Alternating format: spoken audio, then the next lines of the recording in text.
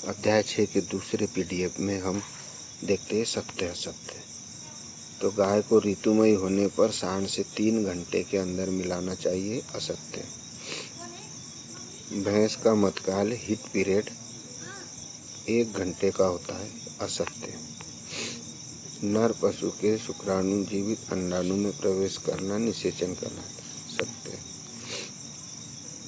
जब संकर पशु को फिर से अपने पूर्वज से संबंधित सांड जो कि अलग जाति का हो मिलाया जाता है तो उसे पितृ संकरण कहते हैं, सत्य। बाह्य प्रजनन विधि से नए गुण वाले पशु पैदा किए जाते हैं, सत्य। फिर प्रजनन का वह ढंग जिसके अंतर्गत विभिन्न जाति अथवा प्रजाति के नर मादाओं में पारस्परिक सहवास होकर संतान उत्पत्ति होती है, प्रसंकरण कहलाती है। अगला, जब गाय को अपने वंशावली के अंतिम सांड से मिलाई जाती है तो उसे चरम संकरण कहते हैं, सत्य है। गौ सदन योजना सन 1892 में प्रारंभ की गई, असत्य। 1948 में प्रत्येक खंड के अधीन एक कृत्रिम गर्भाधान केंद्र तथा 4 केंद्रित ग्राम खोले गए, सत्य। संकरण प्रणाली से पशुओं की प्रजनन क्षमता में सुधार नहीं आता है, असत्य। वरण करके पशु में सहवास कराने की विधि को समूह वरण कहते हैं, सत्य है। गिरी हुई नस्ल को सुधारने के लिए भिन्न संकरण का कराया जाता है, सत्य है। अंतर्वंश प्रजनन से पशुओं की वृद्धि दर बढ़ जाती है, असत्य है। अंतर्वंश प्रजनन से पशुओं के झुंड में समानता घटती है, असत्य है। अंतः प्रजनन में 4 से 6 पीढ़ी तक के संबंधित पशु होने चाहिए, सत्य है। ऋतुमयी गाय बार बार पेशाब करती है, सत्य है। अच्छे पशु प्रजनक को एक कुशल प्रबंधक तथा अवसरवादी होना चाहिए, सत्य है। उत्तम पशु प्राप्त करने के लिए पशु में प्रजनन कराया जाता है, सत्य है। प्रजनन कराने वाले पशु नियमित रूप से बच्चे देने वाले होने चाहिए, सत्य है। जब संकर मादा पशु को फिर से उसके पूर्वज सांडों से मिलाया जाता है तो उसे भिन्न संकरण कहते हैं, असत्य। अंतः प्रजनन का उद्देश्य पशुओं में अच्छे गुणों का स्तरीकरण करना है, सत्य है। संतान में 50% वंशानुपात गुण सांड से प्राप्त होते हैं, असत्य। अब सही जोड़ी, तो पहली सही जोड़ी चलते हैं। संकरण, यह विभिन्न शुद्ध नस्ल के पशुओं के बीच समागम को कहते हैं। फिर पितृ संकरण किसे कहते हैं, तो संकर मादा का अपने पूर्वज सांडों से समागम। फिर भिन्न संकरण किसे कहते हैं, तो एक ही नस्ल के 4 से 6 पीढ़ियों तक असंबंधित पशुओं के बीच समागम। फिर अंतः संकरण, तो 4 से 5 पीढ़ी तक के संबंधित पशुओं के बीच समागम को। फिर दूसरी सही जोड़ी, गाय में यौन प्रारंभ 24 से 30 महीने में। फिर भैंस में यौन आरंभ कब होता है, 30 महीने बाद। बकरी में यौन आरंभ कब होता है, 10 से 15 महीने बाद। भेड़ में यौन आरंभ कब होता है, यह भी 10 से 12 महीने बाद। गाय के मध्यकाल की अवधि 18 से 24 घंटे रहती है। बकरी के मध्यकाल की अवधि 1 से 3 दिन। तीसरी सही जोड़ी, पहला गाय के मत चक्र की अवधि 21 दिन, फिर भेड़ के मत चक्र की अवधि 16 से 17 दिन, गाय की गाभिन अवधि 282 दिन या 281 दिन, 281 से 282।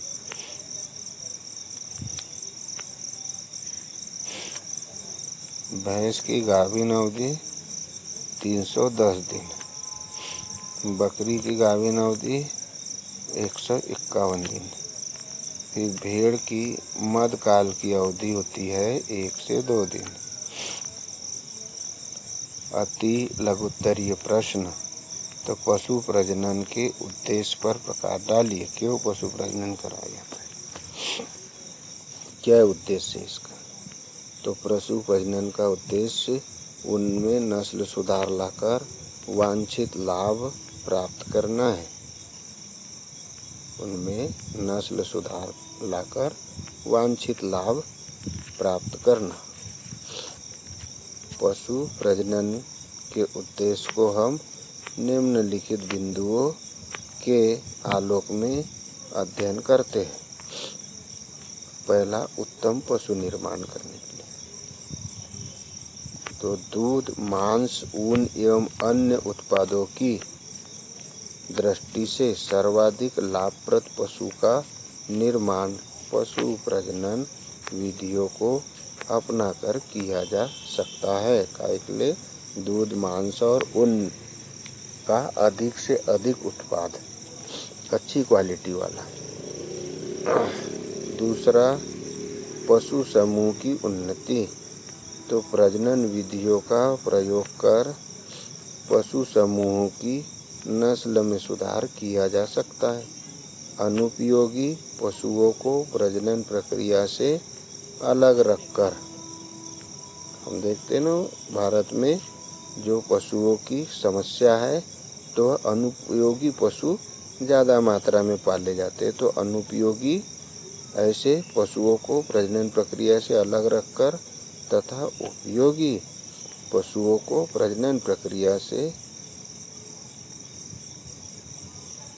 तथा उपयोगी पशुओं को प्रजनन में शामिल कर आने वाली पीढ़ियों का क्रमिक सुधार किया जा सकता है।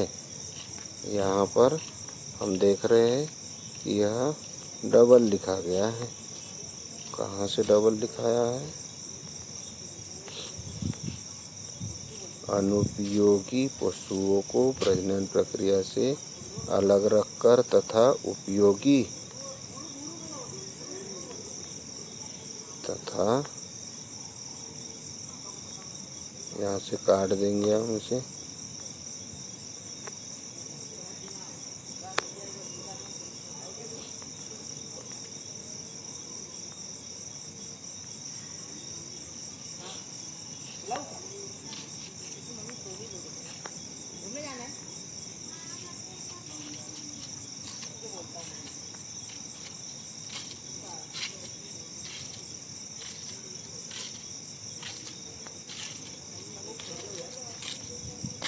तथा उपयोगी पशुओं को प्रजनन में शामिल कर आने वाली पीढ़ियों का क्रमिक सुधार किया जा सकता है।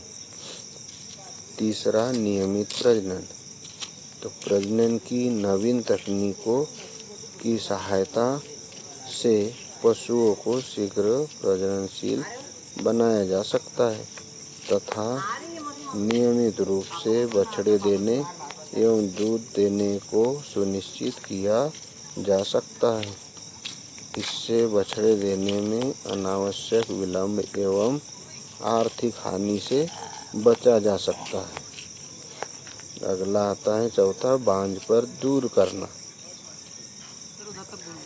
तो प्रजनन विधियों को अपनाकर प्रजनन संबंधी बीमारियों से बचा जा सकता है। प्रजनन संबंधी बीमारी से बचाने के लिए तथा पशुओं में बांझपन को खत्म किया जा सकता है। पांचवा, वांछित गुणों को समाहित करना,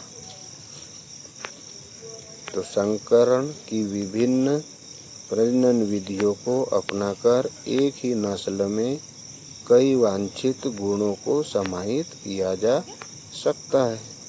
जैसे जर्सी गाय में हम देखते हैं समाहित किए गए। तो यह हमारी समस्या थी पशु प्रजनन की सबसे बड़ी,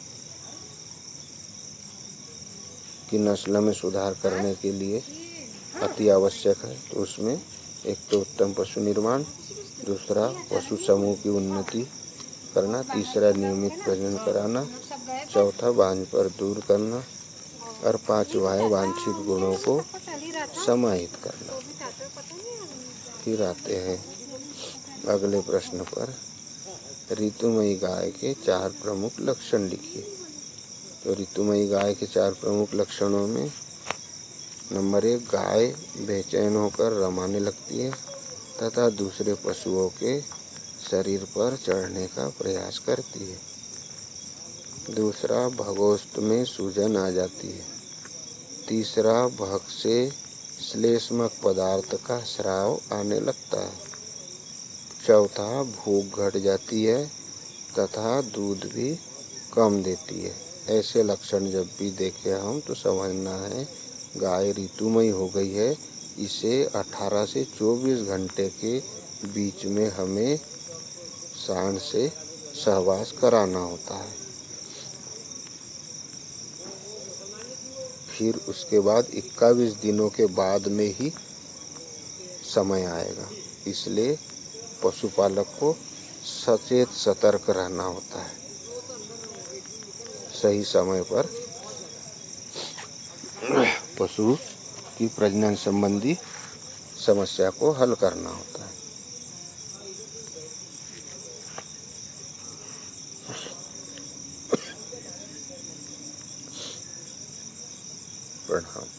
प्रणाम सभी को।